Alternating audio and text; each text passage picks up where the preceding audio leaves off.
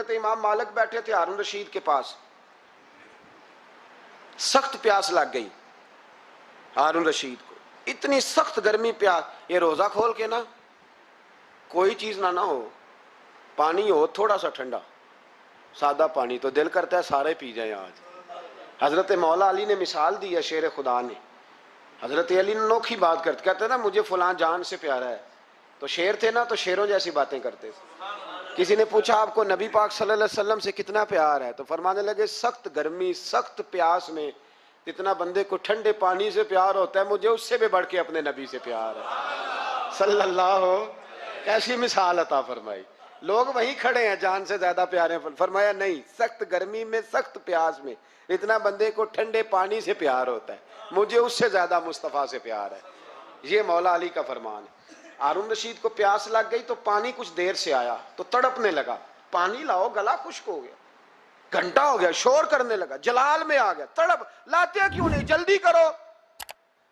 جب بندہ گرمی میں آتا ہے نا باہر سے تو پانی دیر سے آیا نا تو دل کرتا ہے کہ وہ ہو سکتا ہے گھر میں کوئی بم بھی پھوڑ دے، پانی کو دیر سے آیا ہے، پہلے پانی۔ اس لیے سمجھدار خواتین باہر سے جب کوئی آتا ہے تو پہلے پانی لاتی ہیں، پانی پی لیں جناب۔ تو ہارون رشید تڑپ رہا ہے، امام مالک قریب بیٹھے تھے، خادم کہنے لگا حضور ایک کنواں خشک ہو گیا ہے اور دوسرا آپ کی شایان شان نہیں، پانی صاف نہیں، تو تیسرے سے بندہ لینے گیا ہے، آ رہا ہے۔ بندہ تھوڑی دیر سے آیا تو ہارون رشید بڑا پریشان تھا۔ اب بات امام مالک کر رہے تھے تو وہ نہ توجہ اس کی پانی کی طرف تھی، پیالہ پانی کا اندر داخل ہوا تو ہارون رشید کا دل کرتا تھا کہ اڑ کے پانی کے قریب چلا جاؤ، لپک رہا تھا پانی کی طرف۔ جب پانی آیا اس کو پکڑایا تو امام مالک رحمۃ اللہ علیہ کہنے لگے بادشاہ ذرا ٹھہر جا پی لے، نہ آگے ہے نا اب تیرے قبضے میں ہے، ایک مسئلہ مجھے بتا لے پھر پانی پینا۔ ہارون رشید ایک رات پہلے نا بڑی باتیں کر رہا تھا کہ میں حکومت صحیح چلا رہا ہوں، میرے معاملات بڑے اچھے، اپنی حکومت کی تعریفیں ایک رات پہلے ہو رہی۔ اب جب پانی پینے لگا تو امام مالک اس کو رات والی بات پہ اسے سمجھانا چاہ رہے ہیں، فرمانے لگے بادشاہ رک جا، رک گیا۔ آپ فرمانے لگے اگر یہ پانی ملتا ہی نہ، پورے ملک میں نہ ملتا، پھر تجھے پتہ چلتا پوری دنیا میں نہیں، ذرا سوچیں آپ، اگر پانی خدا نہ خواستہ اگر پانی ملے ہی نہ، کہا نہ ملتا، پانی کو کوئی اہمیت تو نہیں نا ہم دیتے، نلکا کھلا ہے تو کھلا ہے، اور اگر ملے نہ تو ہماری بنیادی ضرورت ہے پانی، ایک قدم نہ لوگ چل سکے۔ کہا ہارون رشید اگر ملے ہی نہ اور اگر تجھے لینا پڑے ایک پیالہ پانی کا تو کیا دے کے لے گا؟ کہنے لگا میں اپنی آدھی سلطنت دے دوں گا، آدھی حکومت اور پانی کا پیالہ لے لوں گا۔ امام صاحب فرمانے لگے چل سمجھ میں آ گیا، پی لے پانی۔ اس نے پی لیا، تو پیا اس طرح کہ پانی پیالہ منہ سے لگایا تو اتارا تب بھی جب ختم ہو گیا، تو امام صاحب فرمانے لگے پی لیا؟ کہ پی لیا۔ فرمانے لگے ایک مسئلہ اور بتا، اب اگر تو نے پانی پی لیا تیرا پیشاب بند ہو جائے، یہ پانی پینے کے بعد پھر پیشاب آنا بھی ضروری ہے، اگر بند ہو جائے تو پھر کیا دے گا؟ تو امام صاحب کی طرف غور سے دیکھنے، فرمانے لگے سوچ کے بتانا۔ کہنے لگا حضور آدھی سلطنت باقی کی بھی دے دوں گا۔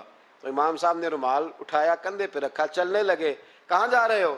فرمانے لگے اس بادشاہ کے پاس کیا بیٹھنا جس کی پوری سلطنت کی قیمت پانی کا ایک پیالہ ہے، ایک پیالہ پانی کا اگر نہ ملے تو آدھی گئی اور پیشاب نہ آئے تو باقی بھی۔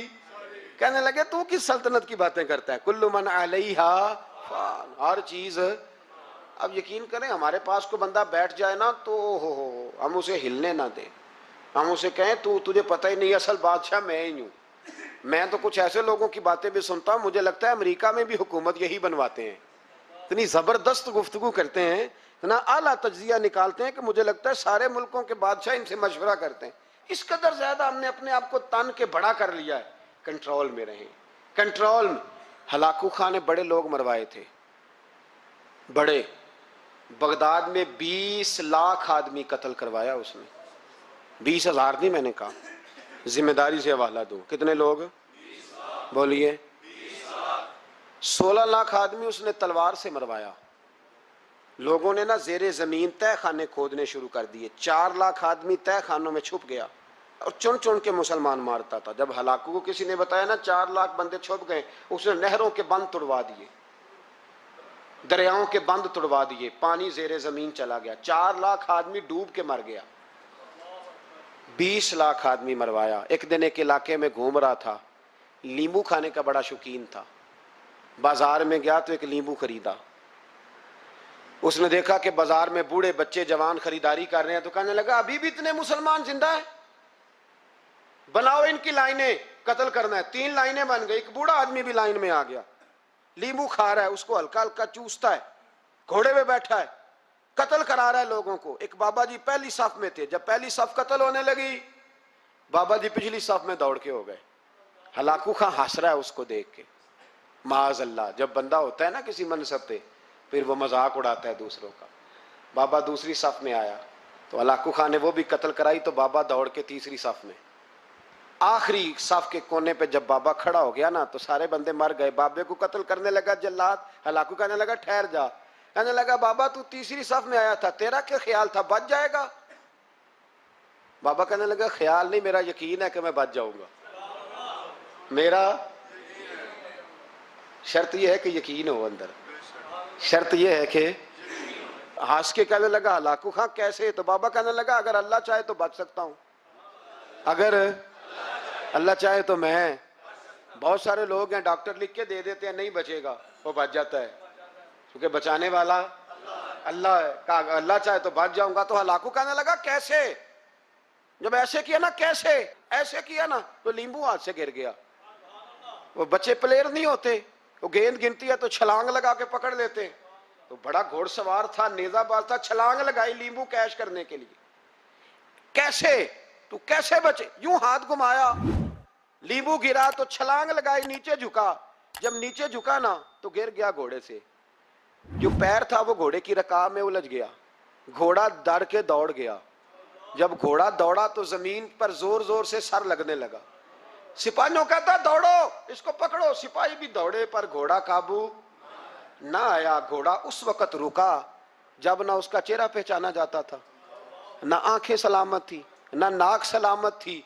उसकी खोपड़ी सारी इस तरह चूर चूर हो गई जैसे किसी ने हथौड़े के साथ पीसी हो। हलाकू की लाश से खून बह रहा था, बाबा हंस रहा था। एक सिपाही कहने लगा बाबा तू क्यों? कहने लगे मैं अपने रब की कुदरतों पे मुस्कुरा रहा हूं।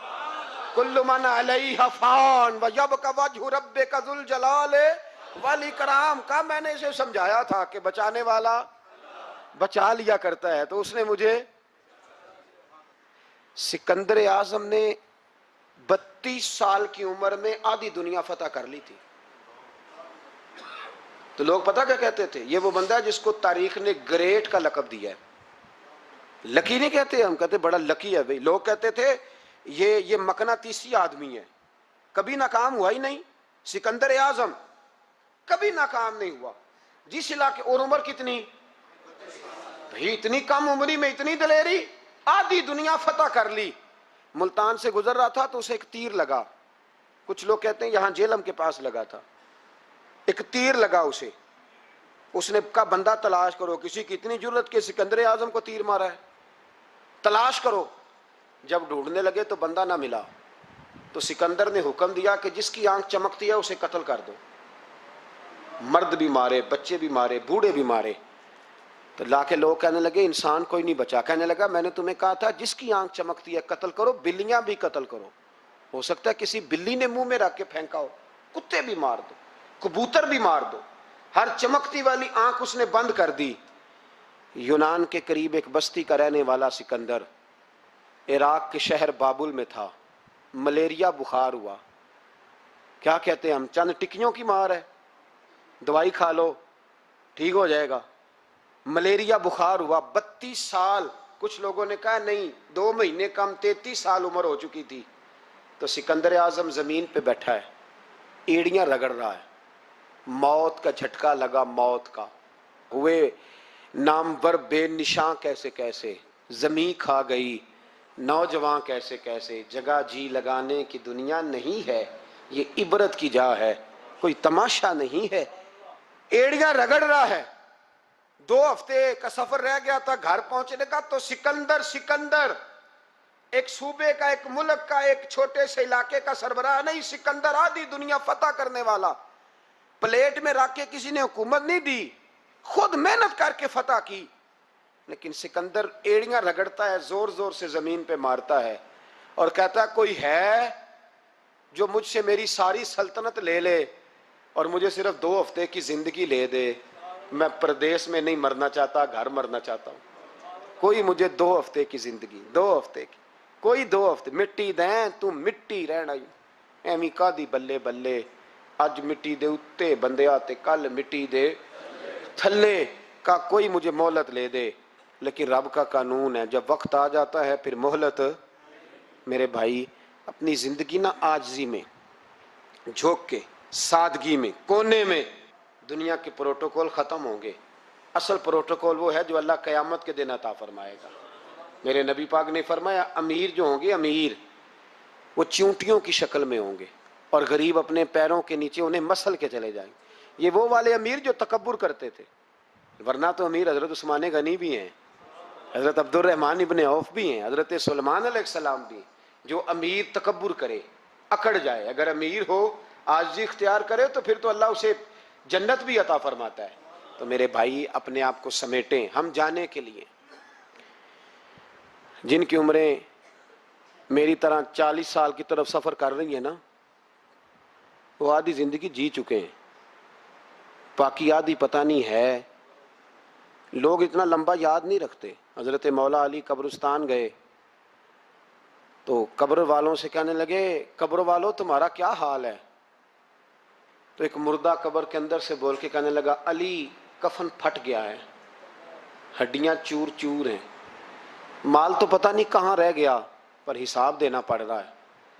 آپ بتائیے پیچھے ہمارے گھر والوں کا کیا حال ہے؟ تو حضرت علی فرمانے لگے جہاں تم بیٹھتے تھے وہاں کوئی اور بیٹھنے لگ گیا ہے. تمہاری بیویوں نے نئے نکاح کر لیے، تمہارے دوستوں نے نئے دوست بنا لیے. اب تو لوگ تمہیں یاد بھی نہیں کرتے، اب تو تمہارا ذکر ہی کوئی نہیں کرتا. اب تو ختم ہو گیا، تمہارا تذکرہ بھی کوئی نہیں.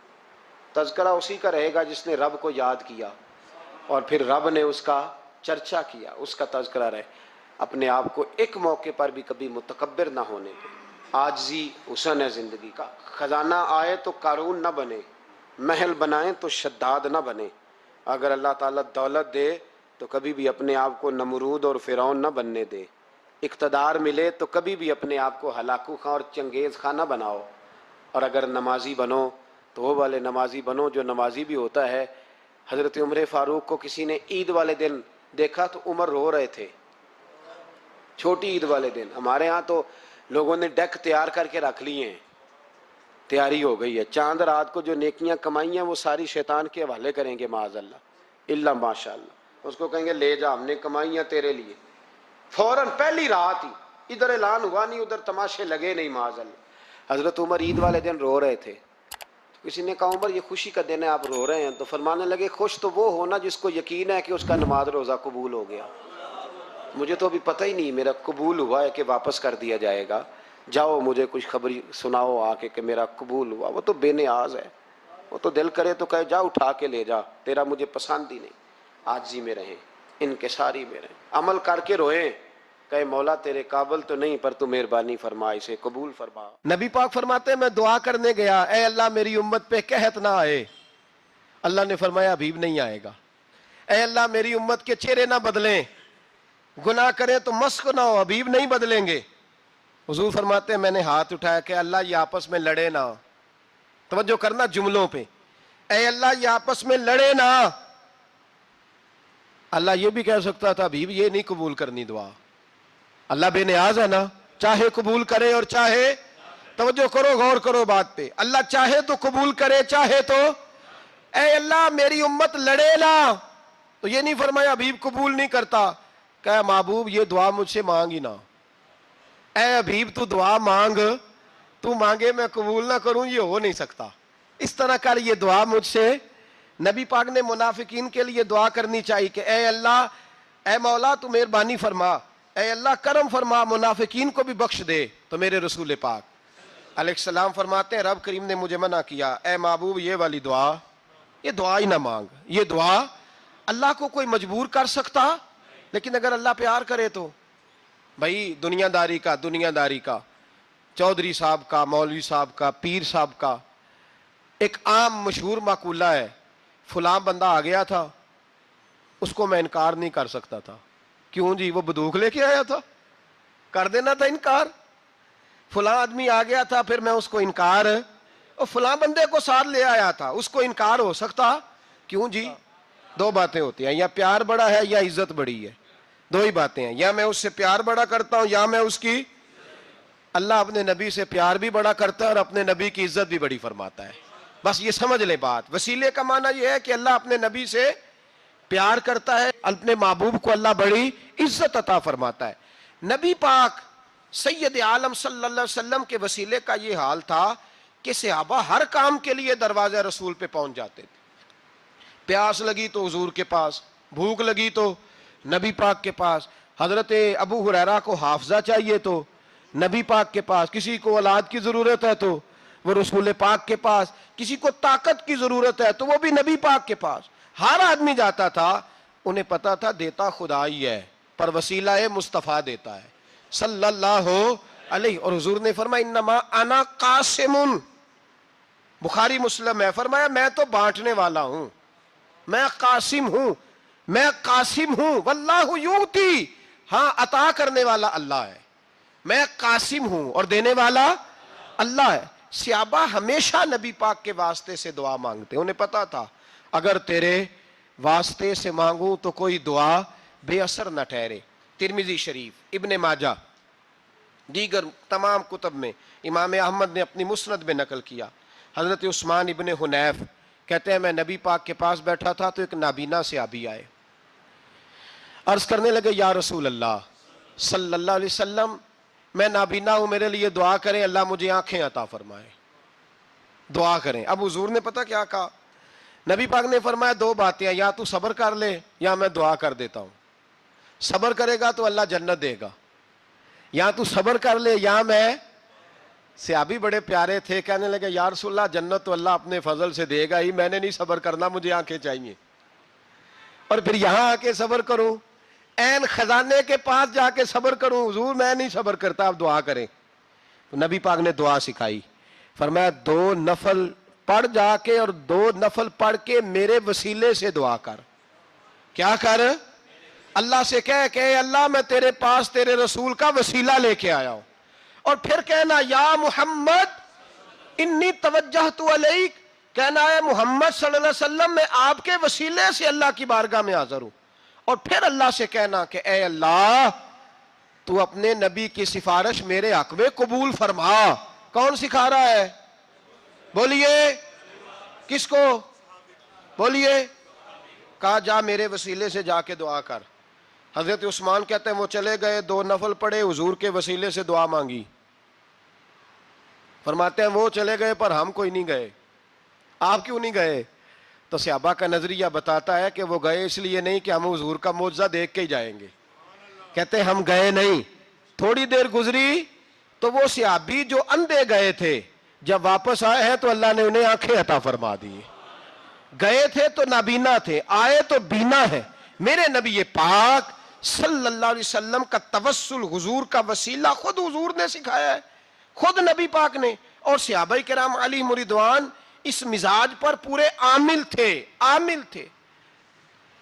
حضرت عمر فاروق صحابہ میں ایک دانشور شخصیت کا نام ہے، علم کے لحاظ سے، عمل کے لحاظ سے، بصیرت کے لحاظ سے، تقوی کے لحاظ سے ایک بڑی انفرادی اور منفرد شخصیت ہے۔ حضرت عمر کے زمانے میں قحط پڑ گیا، بارش نہیں ہوتی، حالات بڑے دگرگوں ہیں، پریشانی ہے۔ لوگ سیدنا فاروق اعظم سے پوچھتے ہیں حضور اب کیا بنے گا؟ جو میں نے پہلے حدیث آپ کی خدمت میں عرض کی وہ ترمذی اور ابن ماجہ سے، اب جو حضرت عمر کی روایت عرض کر رہا ہوں یہ صحیح بخاری میں موجود ہے۔ حضرت عمر فاروق رضی اللہ تعالیٰ عنہ کا زمانہ مبارکہ، قلت آ گئی، قحط آ گیا، بارش شدید ہے، صحابہ پریشان ہے۔ جناب عمر فاروق رضی اللہ تعالیٰ عنہ سے کہتے ہیں حضور کرنا کیا ہے؟ حضرت عمر پہلے تو خاموش رہے، پھر حضور کے چچا جناب عباس کو بلایا، کوئی بات نہیں کی، جناب عباس کا بازو پکڑا اور کھلے میدان میں لے گئے۔ حضرت عمر دعا کرتے ہیں اور پوری امت کو دعا کا طریقہ بتلاتے ہیں۔ حضرت عمر کہتے ہیں اگر قبول کرانی ہے تو یہ طریقہ اختیار کرو، اگر اللہ کی بارگاہ میں دعاؤں کو مستجاب کرانا ہے تو یہ رنگ ہے جو امت مسلمہ کو میں سکھا رہا ہوں۔ حضرت عمر نے جناب سیدنا عباس رضی اللہ تعالیٰ عنہ کو کھڑا کیا سامنے اور دعا فرمائی، اللہم انا نتوسل الیک بنبیک، اے اللہ ہم تیری بارگاہ میں تیرے نبی کے وسیلے سے دعا کرتے ہیں، فتسقینا، ہمیں بارش عطا فرما، ہمیں کس کے وسیلے سے؟ حضور، اور پھر کہا اللہم انا نتوسلک بام نبیک، اے اللہ ہم نے اپنے نبی کے چچا کے وسیلے سے بارش عطا فرما، اے اللہ ہمیں اپنے رسول کے چچا کے وسیلے سے، حضرت عباس کے وسیلے سے بارش دے۔ صحابہ کہتے ہیں جب ہم گئے تھے دعا مانگنے تو خشک سالی تھی، اور جب گھروں کو آ رہے تھے تو ہمارے کپڑے بارش سے بھیگ چکے تھے۔ اللہ نے بارش عطا کس کے وسیلے سے؟ حضرت عباس۔ اچھا یہ بات یہاں قابل غور ہے، حضرت عمر کے وسیلے سے بھی دعا ہو سکتی ہے، دعا سیدنا عمر فاروق کے وسیلے سے بھی، لیکن حضرت عمر رضی اللہ تعالیٰ عنہ نے نبی پاک کے چچا، چونکہ حضرت عباس جب آیا کرتے تھے تو حضور کھڑے ہو کے استقبال فرماتے تھے آپ کو دیکھتا ہوں تو مجھے اپنے والد کی یاد آتی ہے۔ حضرت سیدنا عمر نے بتلایا کہ میں اس کو لے کے جا رہا ہوں جو نبی پاک کے زیادہ قریب ہے، جو حضور کے زیادہ قریب ہے، ان کے وسیلے سے دعا فرمائی۔ امت کو کیا درس دیا؟ فرمایا جو بھی حضور کے قریب ہو اس کے وسیلے سے دعا کرو، اللہ تمہیں آسانیاں نصیب فرمائے گا۔ اب ہمارا حال یہ ہے، انتشار ہی انتشار ہے، اختلاف شک کی شک ہے، پریشانی واضح حدیثیں موجود ہیں۔ میں آج ایک صاحب کو پڑھ رہا تھا، پتہ نہیں لوگ کیوں پریشانی کا شکار ہیں، کیوں لوگ اس آزمائش کا شکار ہیں، کہتے ہیں جی وسیلہ نہیں دینا چاہیے، سیدھا سیدھا نیک عمل کرو۔ او میرے بھائی، میں نے کہا کہ اللہ کسی وسیلے کا محتاج، اللہ محتاج نہیں، لیکن اس کی عادت ہے وہ وسیلے کو پسند فرماتا ہے۔ باریک بات مشکل ہوتی ہے لیکن موٹی بات تو سمجھ میں آنی چاہیے نا۔ کوئی شخص ایسا ہے جسے اللہ نے بغیر ماں باپ کے وسیلے کے پیدا کر دیا ہو، حالانکہ اللہ پیدا کرنے پہ قادر، حضرت آدم کو کیا ہے نا، حضرت حوا کو، جناب عیسیٰ علیہ السلام کو بغیر باپ کے پیدا، لیکن یہ اس کی عادت، وہ جب پیدا کرتا ہے تو ماں باپ کے وسیلے سے پیدا کرتا ہے، پھر جب روزی دیتا ہے تو پھر بھی کسی نہ کسی، کیا اس نے حکم دے دیا؟ روزی کون دیتا ہے؟ تو اللہ کا یہ حکم ہے کہ کنڈی لگا کے اندر پنکھا چلا کے سوئے رہو، روزی پہنچ جائے گی۔ کہتا اٹھ، کوئی سبب پیدا کر، باہر نکل، محنت کر، وسیلہ بنا۔ جو آدمی کہتا ہے جی میں کپڑے سی بھی خود لیتا ہوں، استری بھی کر لیتا ہوں، دھو بھی لیتا ہوں، اس سے سوال یہ ہے کہ بنا بھی لیتے ہو؟ اس کا مطلب ہے اللہ نے بندوں کو بندوں کا محتاج، بندوں کے لیے بندوں کا وسیلہ اللہ نے رکھا ہے۔ ہماری یہ موٹی سی بات بھی عقل میں نہیں آتی، موٹی سی بات بھی کہتا ہے جی نہیں ڈائریکٹ، او خدا کے بندے تھوڑا غور کر، دیتا اللہ ہی ہے اور دے گا بھی اللہ ہی، لیکن جو ذرائع، جو وسیلے، جو سبب اللہ نے ہمارے لیے مقرر کیے ہیں، ہم اس سبب کا انکار کر سکتے؟ شفا کون دیتا ہے؟ دوائی لینے کس کے پاس جاتے ہو؟ تو آپ اس طرح کریں نا، چپ کر کے گھر بیٹھیں، تسبیح پڑھیں، یا شافی الامراض، یا شافی الامراض، او شفا دینے والے، او شفا دینے والے، سارا دن جی وظیفہ پڑھیں، شفا کون دے گا؟ تو وظیفہ پڑھو چپ کر کے، دوائی لینے کیوں گئے ہو؟ لیکن اللہ کے حبیب کا ہی فرمان ہے کہ بیمار ہو جاؤ تو دوائی بھی کھاؤ، پرہیز بھی کرو۔ یہ سارے فرمان ہمیں بتاتے ہیں کہ وسیلہ لینا، وسیلہ دینا، یہ تو اللہ تبارک و تعالیٰ کا طریقہ مبارکہ ہے۔ لوگ اتنی سی بات کو نہیں سمجھتے، اور قرآن نے واضح طور پہ کہہ دیا وَابْتَغُوا إِلَيْهِ الْوَسِيلَةَ، اور سورہ بقرہ گھر جا کے کھولنا، آیت نمبر 99، 80 اور 9، 99 آیت پڑھنا۔ کفار نے، یہودیوں نے نبی پاک کی علامتیں پڑھ لی تھی تورات، زبور اور انجیل میں۔ اللہ کا قرآن کہتا ہے وَكَانُوا مِن قَبْلُ يَسْتَفْتِحُونَ عَلَى الَّذِينَ كَفَرُوا، فرمایا جب میرے نبی نہیں آئے تھے تو یہ یہودی میرے رسول کے وسیلے سے اللہ سے فتح مانگا کرتے تھے، اور جب یہ رسول کا وسیلہ دیتے تھے تو اللہ انہیں فتح عطا فرماتا تھا۔ امام حاکم نے مستدرک میں لکھا ہے، اور امام حاکم انہی شرطوں پر حدیثیں بیان کرتے ہیں جن شرطوں پر امام بخاری اور مسلم بیان کرتے ہیں۔ امام حاکم کہتے ہیں کہ نبی پاک صلی اللہ تعالی علیہ وآلہ وسلم کے وسیلے سے ہر چیز اللہ عطا کرتا ہے۔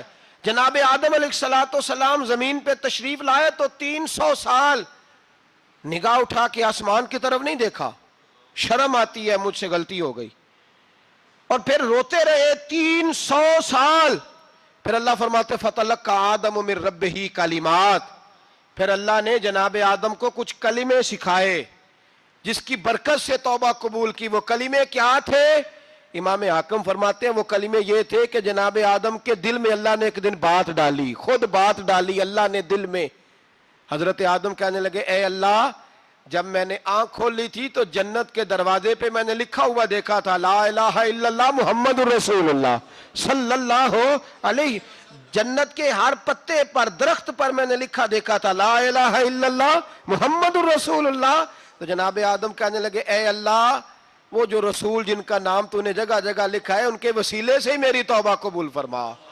तो रब करीम ने फरमाया, अच्छा हबीब की बात करते हो, चलो आदम फताबा अलैहि इन्नहु हुवत तव्वाबुर रहीम। जा, मैंने तेरी तौबा कबूल की, मैं हुई बड़ा मेहरबान, मैं हुई बड़ी तौबा कबूल करने वाला। शेख सादी फरमाया करते थे, अगर तेरे बाप की तौबा, जनाब आदम की तौबा मुस्तफ़ा के वसीले से कबूल होती है, तू क्यों इनकारी हो गया है? तू क्यों इनकारी हो गया? क्यों नहीं हुजूर का वसीला मांगता? मेरे नबी पाक सैयद आलम सल्लल्लाहु ताला अलैहि। लोग बड़ी ढटाई से इनकार करते हैं, बड़ी दलेरी से इनकार करते हैं। और खुदा के बंदो, ये वसीला तो बड़ा ज़रूरी है, ये वसीला तो बड़ा कीमती है। मेरे नबी पाक सल्लल्लाहु ताला अलैहि वसल्लम ने खुद ये वसीला सिखाया। सहाबा इसके कायल थे। हजरत आयशा सिद्दीका के पास लोग आए, आके अर्ज किया, ए अम्मा जी, बारिश नहीं होती, कहत पड़ गया है। इस बात को ना जरा दिल की गहराइयों से सुनना। मस्जिद नबवी है, मस्जिद नबवी के साथ, इधर देखिएगा जरा, ये मस्जिद है, मस्जिद के साथ हुजूर की कब्र है, साथ हजरत आयशा का उजरा है। पहले हजरत आयशा, फिर हुजूर का रोजा, फिर आगे बोलते जाइए, आगे क्या है? चाहिए था ना सीधे मस्जिद जाते। हजरत आयशा के पास आए, तवज्जो करना मेरी बात। कहा, अम्मा जी बारिश नहीं होती, क्या करें? अम्मा जी ने मस्जिद नहीं भेजा। कहने लगी, इस तरह करो, हुजूर के दरवाजे पे जाओ और जाके ना नबी पाक जहां दफन है वहां थोड़ी सी ना, जो हुजूर के सर वाली जगह है ना कब्र पे, वो छत थोड़ी सी खोल दो, छत खोल दो। सहाबा कहते हम गए जहां हुजूर की कब्र अनवर थी, हुजूर आराम फरमाते, सराने वाली साइड से थोड़ी सी छत खोली, अभी खोली थी, अल्लाह ने फौरन बारिश अता फरमा दी, फौरन। कहते हैं जब बारिश हुई तो हम मस्जिद में शुक्राने के नफल पढ़ने चले गए, हजरत आयशा के वसीले पे, रोजा रसूल पे। और रोजा रसूल के वसीले से अल्लाह की ये तरीका तो हमें सहाबा सिखा रहे हैं। बाखुदा खुदा का यही है दर, नहीं और कोई मफर मकर, जो वहां से हो यहीं आके हो, जो यहां नहीं तो वहां नहीं। सहाबा तो दरवाजे रसूल पे जा रहे हैं, एक बार नहीं बार बार जा रहे हैं। तू अकड़ के फिर रहा है, अकड़ के फिर रहा है। बड़ी जरूरी है ये बात करनी, बड़ी जरूरी। और ये बात आपके लिए सीखनी, जरा गौर करें। शैतान की गलती क्या है पता है आपको? अल्लाह को नहीं मानता था। शैतान की गलती क्या थी? बोले किसको? है ला इलाहा इल्लल्लाह को नहीं मानता था, अल्लाह को नहीं मानता था। नहीं तो उन्हें पता ही नहीं ना इस गल का। और मैं तुहानू अगर पूछा ना अज की खबर की है ताजी, तो तुहानू पता है। और भाई इसको भी समझें, ये अकीदा है, ये ईमान है, मेरी मिन्नत है, इसको समझ लो, ये काम आएगा आप। यहाँ अजीब रट्टा है, यहाँ लोग माज अल्लाह तबारक व तआला अल्लाह का नाम लेके दरे रसूल से दूर कर रहे हैं। बहुत बड़ा धोखा है, बहुत बड़ी ज्यादती है, उम्मत के दिलों पर खंजर चलता है। और मेरा तो कलेजा फटता है जब मैं ऐसी तहरीरें पढ़ता और सुनता। यार तू क्या बयान कर रहा है? डर अल्लाह से मरना नहीं, नबी पाक को मुंह नहीं दिखाना, तू क्या कर रहा है? बता ना शैतान की गलती क्या थी। वो तो साफ सुथरी बात कर रहा था, या अल्लाह एक नहीं तू लाख सजदा करा, मैं तुझे करता हूं। अल्लाह ने फरमाया इधर आना, मेरे मेरे मेरे महबूब को सजदा कर। कहने लगा नहीं करता। फरमाया फखरुज फइन्नका रजीम, निकल जा तू लानती है। जो हजरत आदम को वसीला न माने वो लानती है, और जो रोजा रसूल पे खड़ा होके कहे मैं नबी को वसीला नहीं मानता, जो दरवाजे रसूल पे पहुंच के कहे मैं नबी पाक को वसीला नहीं मानता, जो मुस्तफा के वसीला होने का इनकार करे। तू कहता है कि दुनिया में वसीला नहीं मानता, अल्लाह तो कयामत के दिन भी कहता है जो मुस्तफा के पास से होके आएंगे मैं बख्श दूंगा। शफाती ले आलिल कबाइर मिन उम्मती हुजूर फरमाते हैं मोटे मोटे गुनाहगार आते जाएंगे, काली कमली के नीचे छुपाता जाऊंगा, जन्नत में भेजता जाऊंगा। वहां कयामत में तेरी माफी नहीं हो रही, तू यहां नहीं मान रहा। बरेली के इमाम फरमाते हैं आज ले उनकी पनाह, आज मदद मांग उनसे, कल ना मानेंगे कयामत में अगर। और आ देख, तू कहता है मेरी नमाजें, मेरे रोजे, मेरी ज़कातें, मेरा जिहाद काम आएगा। सुन, हजरत अब्दुर रहमान इब्ने औफ, सहाबा में से तगड़ा आदमी, इतना बड़ा शख्स, इतना बड़ा आदमी कि जिसके पीछे मेरे रसूल ने नमाज अदा फरमाई है। इतना बड़ा शख्स, हर जिहाद में सबसे पहले, सबसे अमीर थे, सदकात खैरात बढ़ बढ़ के देते थे, सारी नेकियां। एक बीबी नबी पाक के लिए कमीज बना के लाई। एक हदीस ये है, ये बुखारी मुस्लिम है, एक हदीस ये है कि चादर बना के लाई, चादर बना के लाई, बड़े अच्छे नगार निकाले, दरवाजा रसूल पे आई, हुजूर मेरी कबूल कर ले। नबी पाक ने चादर ओढ़ी, अगरचे उनका नाम शारहीन ने लिखा है, सही हदीस में सिर्फ एक सहाबी के लफ्ज है। शारहीन कहते हैं कि वो अब्दुर रहमान इब्ने औफ थे। चलो यार कोई और भी थे तो सहाबी तो थे ना, सहाबी से ज्यादा तो नेक अमल हम नहीं ना कर सकते। वो सहाबी थे, या हजरत अब्दुर रहमान इब्ने औफ थे। आए, आके कहने लगे या रसूलल्लाह बड़ी प्यारी लग रही है आपको चादर। हुजूर बनाने वाले ने तो बड़ी बनाई थी, पर जब आप पे आई है फिर तो नूरुन अला नूर ही हो गई है। हुजूर बड़ी प्यारी, क्या बात है, क्या बात है। मुख चंद बदर शाह शानी है, मत्थे चमक दी लाट नूरानी है, काली जुल्फ ते अख मस्तानी है, मखमूर अखी है मद भरियां। सुबहान अल्लाह, सुबहान अल्लाह, सुबहान अल्लाह। माँ अजमला का, माँ अकमला का। और जो आखिर में बात की वो बड़ी बड़ी मुनफरद है, किथे मेहरे अली ते किथे तेरी सना, मुश्ताक अखी किथे जाड़ियां। फिर कहने लगे कोई मिसल न ढोलन दी, तू चुप कर मेहरे अली इथे जा नहीं बोलन दी, तू चुप कर मेहरे अली इथे जा नहीं हो। लम जाती नजीर का फी नाजरिन मिसले, तू नशुद पैदा जाना इथे जा नहीं हो बोलन दी। जनाबे अब्दुर रहमान, हुजूर क्या बात है, वद्दुहा वल्लैल इज़ा सजा, हबीब क्या बात है। हुजूर ने फरमाया तुझे अच्छी लग रही है? कहा हुजूर बड़ी अच्छी लग रही है, कुर्बान जाऊं, कौन देता है देने को मुंह चाहिए, देने वाला है सच्चा हमारा नबी। हुजूर ने फौरन चादर उतारी, का अब्दुर रहमान ले लो, दे के हुजूर चले गए। सहाबा गिर्द इकट्ठे हुए, महफिल का रंग ही बदल गया। थोड़ी देर पहले मुस्कुराहट थी, एक सहाबी गुस्से से बोले, कहने लगे अब्दुर रहमान यार तू तगड़ा बंदा है, तू चाहे तो अभी बाहर जाके 100 चादर इस तरह की खरीदे। हुजूर तो किसी की कबूल ही नहीं करते, बड़ी मुश्किल से किसी की चीज लेते हैं, गरीब का ख्याल रखते हैं। हुजूर ने कबूल कर ली थी तो तू अजीब आदमी है, तूने मांग ली, ये ख्याल नहीं आया। पहले मुस्कुराहटें थी जब हुजूर और जनाब अब्दुर रहमान, अब संजीदगी आई। अब संजीदगी के फौरन बाद जब सहाबी ने सवाल किया तो महफिल में आंसू आ गए। हजरत अब्दुर रहमान रो पड़े, नमाजें भी हैं, जिहाद भी है, पर फख्र नहीं किसी बात पे, रो पड़े। कहने लगे ओ बेलिया तेरा क्या ख्याल है, मैंने ओढ़ने के लिए ली है, पहनने के लिए ली है? फरमाने लगे नहीं, अल्लाह की इज्जत की कसम, मैंने तो इसलिए ली है जब मरूंगा तो घर वालों को कहूंगा मुझे नबी पाक की चादर में कफन देना। उठाना बुखारी, पढ़ना, हुजूर की चादर में कफन देना, इसलिए कि मुझे पता है जब मुस्तफा की चादर ओढ़ के जाऊंगा तो अल्लाह बेहिसाब ही बख्शिश फरमा देगा। तू नबी पाक के वसीले का कायल नहीं, यहां चादर की बात हो रही है।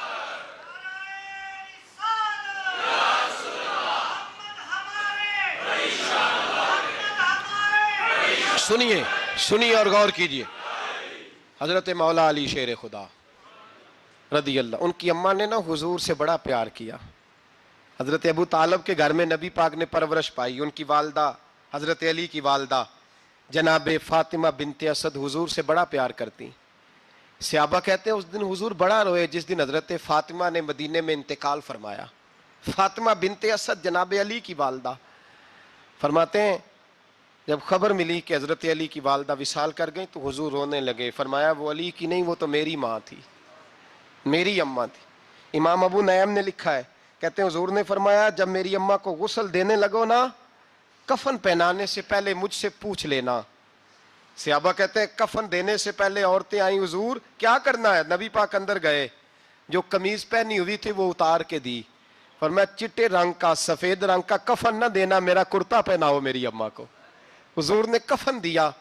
हजरत ابو ذر غفاری فرماتے ہیں جب جنازہ پڑھ لیا نا تو نبی پاک فرمانے لگے قبر صحیح بنائی ہے تم نے؟ حضور صحیح بنائی ہے؟ فرمایا نہیں لگتا نہیں. فرماتے ہیں یہ کہتے کہتے میرے نبی قبر میں اتر گئے, میری آنکھیں برس پڑی.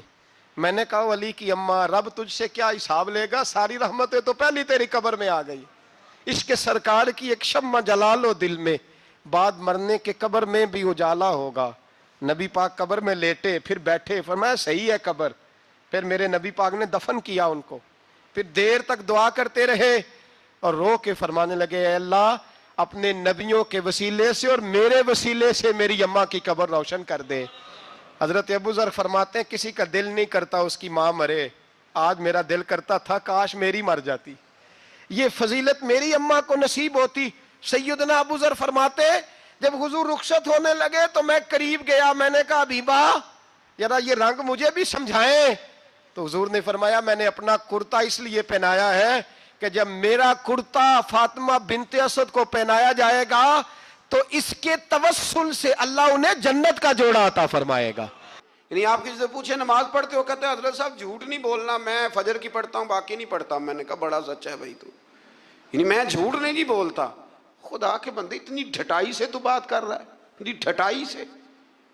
اور ایک بات آپ کو بڑی ذمہ داری سے عرض کرنے لگا ہوں, ذرا میری بات کو سمجھنا. اگر آپ 4 دن مسلسل گھر نہ جائیں تو آپ کی بیوی شور کرتی ہے کہ نہیں کرتی؟ یہ ویسے بھی غیر اخلاقی بات ہے, آپ کی ذمہ داری نہیں ہے آپ کا گھر. تو 4 دن مسلسل آپ باہر رہیں بغیر کسی وجہ کے تو شور اٹھتا ہے کہ نہیں؟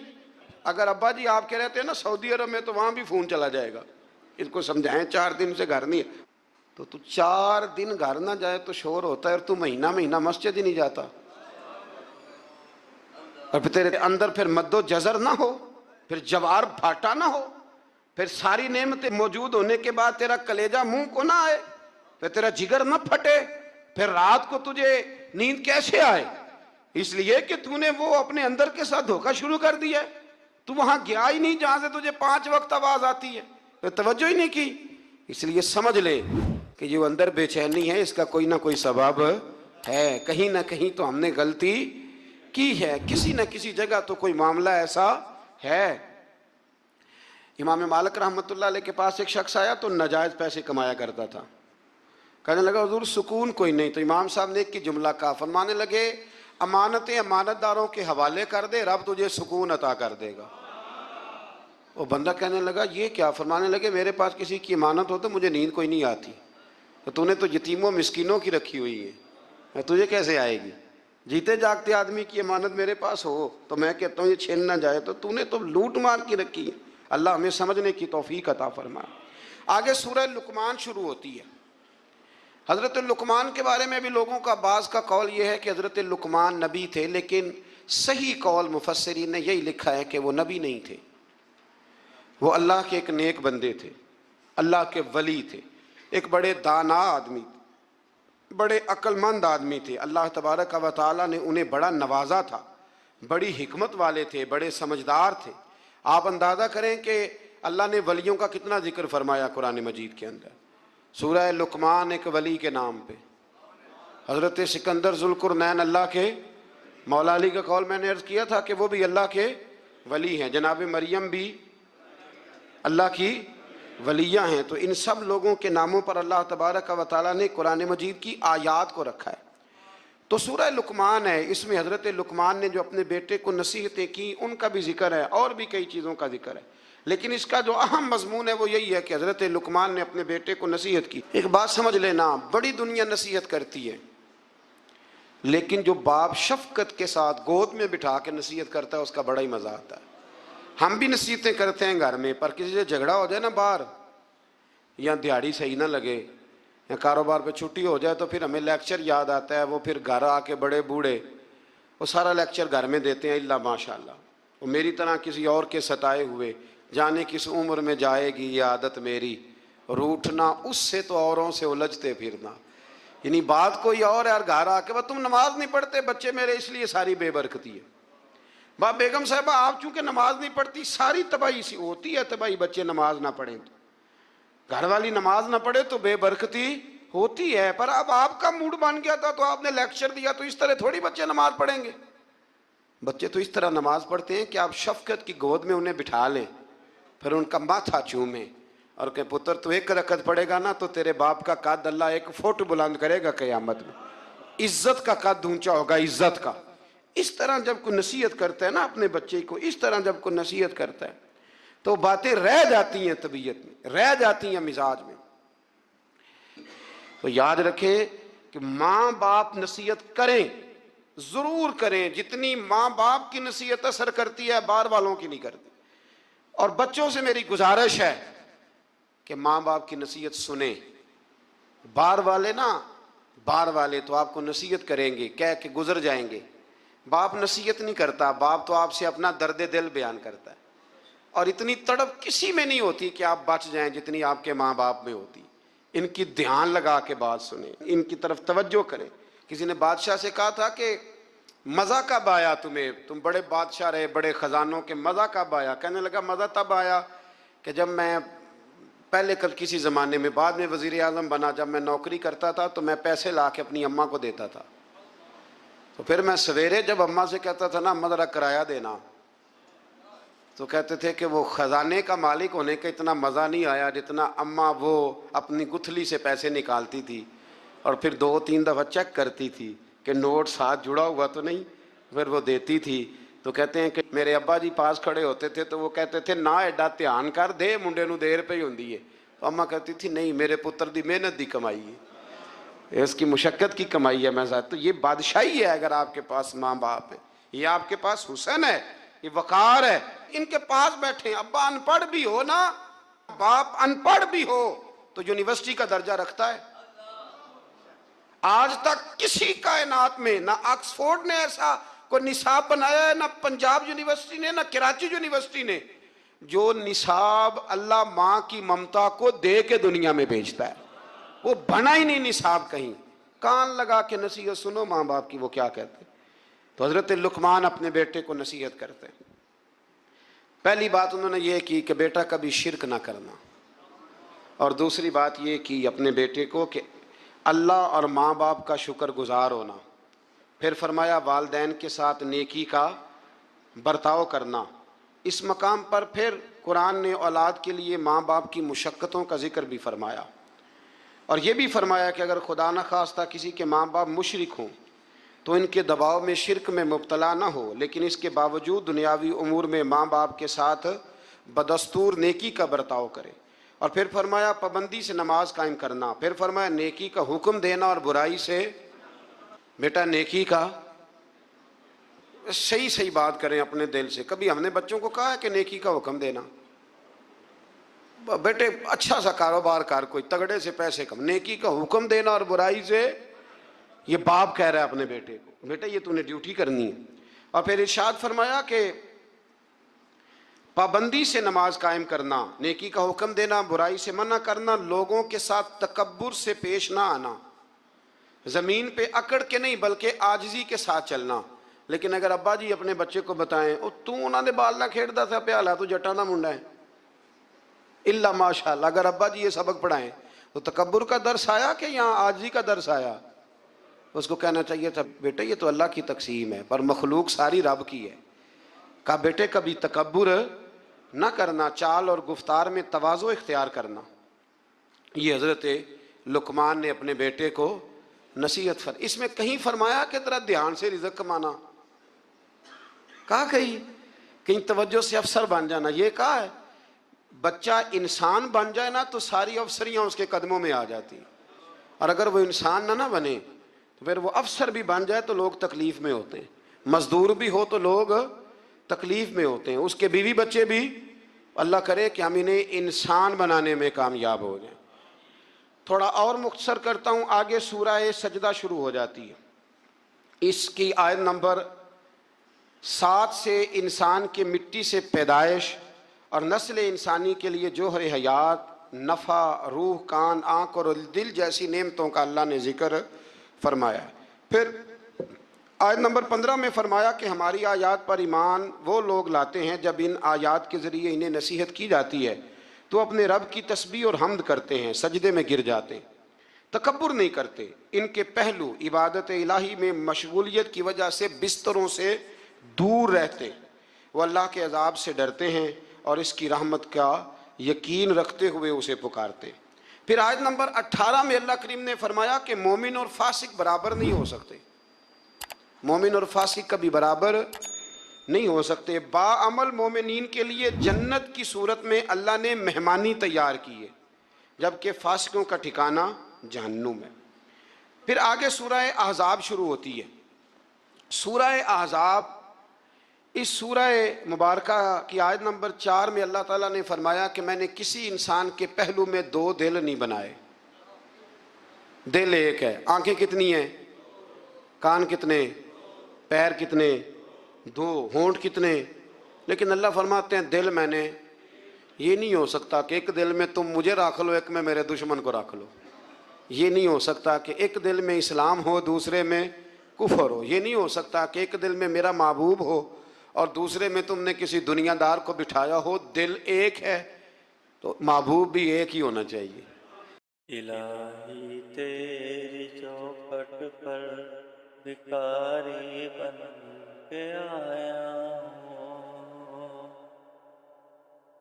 الہی تیری چوکھٹ پر بھکاری بن کے آیا ہوں، سراپا فقر ہوں، عز و ندامت ساتھ لایا ہوں، بھکاری وہ کہ جس کے پاس جھولی ہے نہ پیالہ ہے،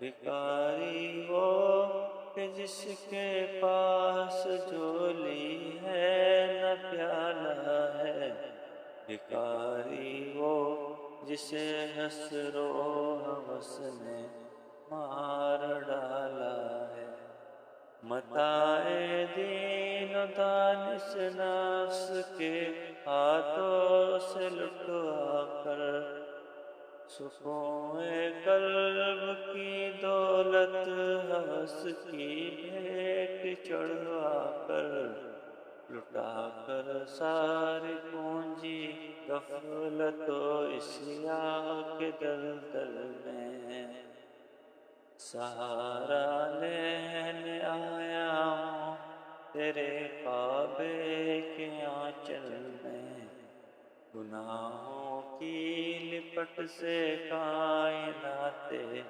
قلب افسردہ، ارادے مجمحل ہمت شکستہ حوصلے مردہ، کہاں سے لاؤں طاقت دل کی سچی ترجمانی کی، کہ کس جنجال میں گزری ہے گھڑیاں زندگانی کی، الہی تیری چوکھٹ پر بھکاری بن کے آیا ہوں، سراپا فقر ہوں، عز و ندامت ساتھ لایا ہوں۔ وہ الگ بات ہے کہ کبھی کبھی کسی شاعر نے یہ شکوہ کیا ہے، وہ بھی شکوہ نہیں، اس نے اپنی بات کی، ہم اپنے لفظوں میں لیتے ہیں نا۔ یوں سمجھ لیں کہ کسی نے کہا کہ میں حضور سے محبت کرتا تھا تو مجھے تڑپ لگ گئی تو تڑپ کا مزہ بڑا آیا۔ اعلیٰ حضرت نے بھی کہا ہے نا، عشق تیرے صدقے جلنے سے چھٹے سستے، جو آگ بجھا دے گی وہ آگ لگائی ہے۔ تو وہ شاعر کہتا ہے کہ اتنا میں تڑپا ہوں اپنے محبوب کے لیے، تو تڑپ کا بھی ایک مزہ ہے۔ تو کہتا ہے وہ مزہ دیا ہے تڑپ نے کہ میری آرزو ہے یا رب، میرے دونوں پہلوؤں میں دل بے قرار ہوتا، میرے دونوں پہلوؤں میں دل بے قرار ہوتا۔ اللہ کریم ہمیں سمجھنے کی توفیق عطا فرمائے۔ تو دل ایک ہے تو محبت بھی ایک ہی ہونی چاہیے۔ اسی آیت میں فرمایا کہ منہ بولے بیٹے وہ حقیقی بیٹے کے حکم میں نہیں ہوتے۔ نبی کریم علیہ السلام نے حضرت زید بن حارثہ کی پرورش کی تھی تو کچھ لوگوں نے زید بن محمد کہنا شروع کر دیا۔ فرمایا نام بھائی زید بن حارثہ ہی کہو، زید بن محمد نہیں کہہ سکتے۔ تو منہ بولا بیٹا حقیقی وارث نہیں ہوتا، یہ اللہ نے قانون بنا دیا ہے۔ تو اس لیے یہ جو بچہ آپ اڈاپٹ کرتے ہیں لیتے ہیں تو اس کی ولدیت اصل لکھوایا کریں، اپنی نہ لکھوایا کریں۔ ہاں اگر آپ نے جائیداد میں سے اپنی مرضی سے کچھ ہے دینی ہے تو زندگی میں دے دیں، لیکن شریعت کہتی ہے کہ اس کے نام کے ساتھ اس کے اصل باپ کا ہی نام آئے۔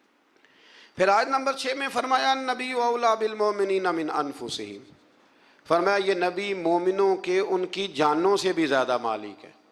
اور ایک اولا کا معنی اقرب کیا گیا کہ نبی پاک مومنوں سے ان کی جانوں سے بھی زیادہ قریب ہے.